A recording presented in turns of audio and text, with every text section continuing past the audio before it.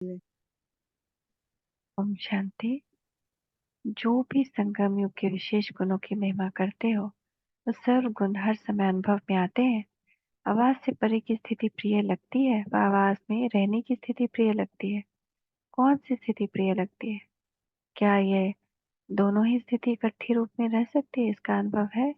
यह अनुभव करते समय कौन सा गुण प्रत्यक्ष रूप में दिखाई देता है, न्यारा और प्यारा?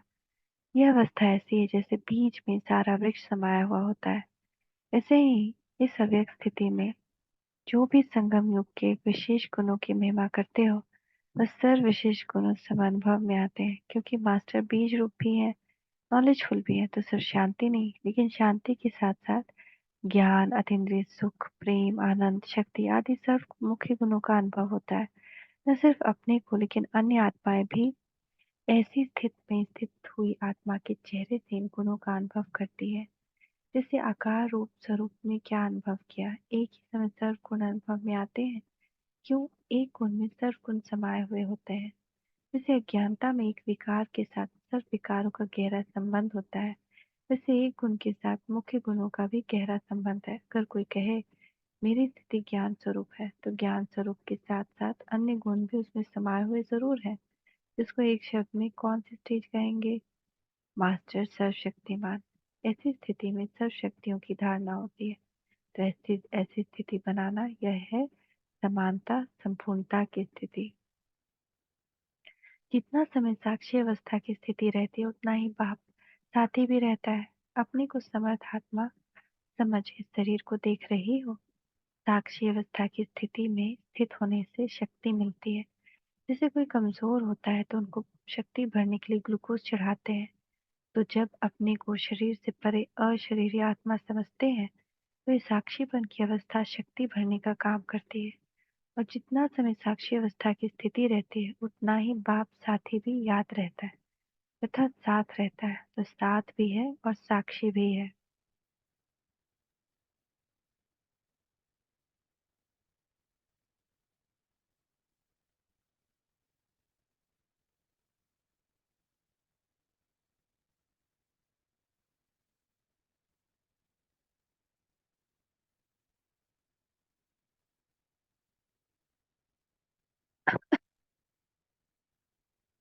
साक्षीपन की स्थिति, दूसरा बाप के साथ साथी बनने की खुशी का खुराक। तो बताओ फिर क्या बन जाएंगी? निरोगी, शक्ति रूपी, न्यारी और प्यारी। इस समय ऐसी न्यारी प्यारी स्थिति में स्थित हो। यह स्थिति इतनी पावरफुल है, जैसे डॉक्टर लोग बिजली की रेजेस देते हैं कीटाणु मरने के लिए। तो यह स्थिति भी ऐसी पावरफुल है, जो सेकंड में अनेक विकर्मों रूपी कीटाणु भस्म कर दे भस्म हो जाते हैं। और विकर्म भस्म हो गए तो अपने को हल्का और शक्तिशाली महसूस करेंगे। साक्षी स्थिति को कह रहे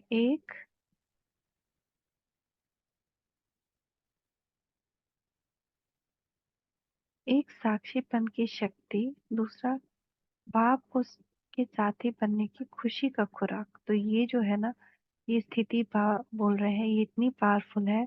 जैसे लोग बिजली की रेज देते हैं डॉक्टर कीटाणु मारने के लिए, तो ये ऐसी पावरफुल स्थिति है।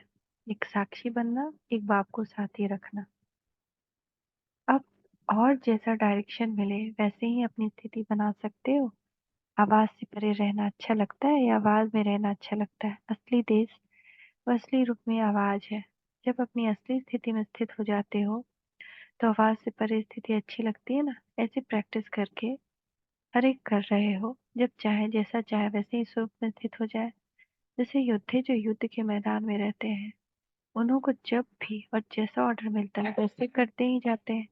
ऐसे ही रूहानी वॉरियर्स को भी जब और जैसा डायरेक्शन मिले वैसे ही अपनी स्थिति को स्थित कर सकते हो, क्योंकि मास्टर नॉलेजफुल भी हो और मास्टर सर्वशक्तिमान भी हो। तो जैसे ही कोई बड़ी बात होने लगेगी ना, तो बाबा टचिंग देगा, आवाज जैसे आकाशवाणी है ना, वो वही सुन सकेगा जो मन बुद्धि जिसका क्लियर होगा। तो जब वो कर, तो उस वक्त बाबा कहेगा अशरीरी हो जाओ। तो कौन एक सेकेंड में स्थित हो सकेगा?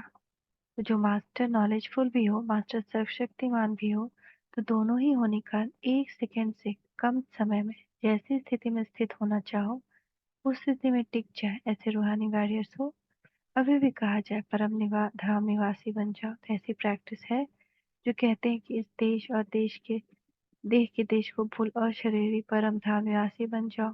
अभी भी परम धाम निवासी से अव्यक्त स्थिति में स्थित हो जाओ। वह भी सेवा के प्रति आवाज में आए। सेवा करते हुए भी अपने स्वरूप की स्मृति रहे, ऐसे अभ्यासी हो। ऐसा अभ्यास हुआ है। और जब परम धाम निवासी बनना चाहे तो परम धाम निवासी के बजाय बार बार आवाज में आ जाए, ऐसा अभ्यास तो नहीं करते हो। अपनी बुद्धि को जहाँ चाहो वहाँ 1 सेकेंड के कम समय भी लगा सको, ऐसा अभ्यास हुआ है।